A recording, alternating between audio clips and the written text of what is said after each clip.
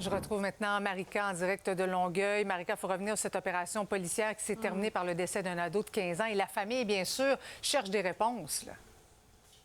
Oui, c'est un véritable drame que vit cette famille de Saint-Hubert. Leur garçon d'à peine 15 ans, prénommé Noran Rezaï, a perdu la vie il y a à peine quelques heures à l'endroit même où je me trouve. Et je me suis d'ailleurs présentée à la maison familiale il y a à peine 2 heures. J'y ai trouvé près d'une vingtaine de personnes, principalement des membres de la famille qui étaient réunis. Bon, la famille n'a pas voulu s'exprimer à la caméra, on peut le comprendre, hein, mais ils m'ont confié avec tristesse que la situation leur échappait. Ils m'ont conseillé de me tourner plutôt vers les amis de la victime qui étaient présents sur les lieux du drame un peu toute la journée.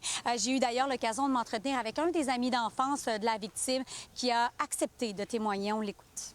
Puis qu'on a 5 ans, que je le connaissais, c'était un très bon ami à moi.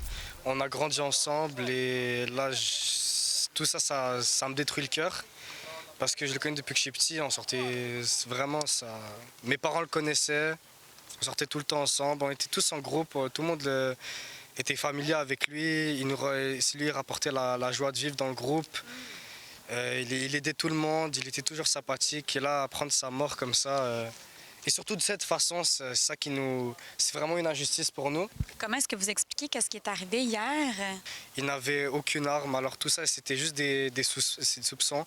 Et je trouve que ça ne méritait pas 2 tirs par un policier. Et même à ça, tu ne tires pas sur un enfant de 15 ans. Et quand tu tires en l'air, tu tires au pied, tu ne tires pas sur l'enfant directement ou sur la victime. Marika, je le disais d'entrée de jeu, c'est le BAI qui enquête dans cette affaire-là. Il y aura un point de presse demain, mais on sait d'ores et déjà que c'est une enquête qui s'annonce très longue, là. Oui, ce qu'on sait pour le moment, vous le disiez également, les informations entrent au compte-gouttes, c'est que l'appel aurait été placé donc dimanche après-midi vers 14h30 pour un groupe de jeunes armés. Ce que nous a raconté un voisin là, qui a été témoin de la scène, c'est que tout s'est déroulé très, très rapidement lorsque les policiers sont entrés ici sur la scène. Donc, 2 coups de feu auraient été tirés en direction de la victime. Toujours selon ce témoin, donc après le premier coup de feu, le jeune se serait effondré. Il y aurait eu un second coup de feu. Le jeune n'avait que 15 ans, je le disais également. Mais selon l'enquêteur à la retraite Arnold Bernatchez, les policiers sont bien formés pour ce type de situation. On l'écoute.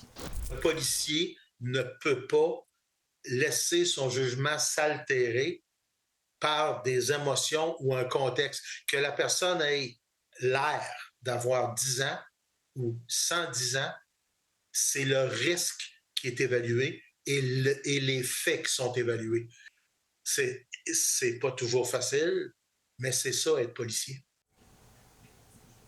Marie-Christine, dès demain, 8h30, vous le disiez bien, on va pouvoir vous confirmer les informations qu'on a pu recueillir aujourd'hui sur le terrain.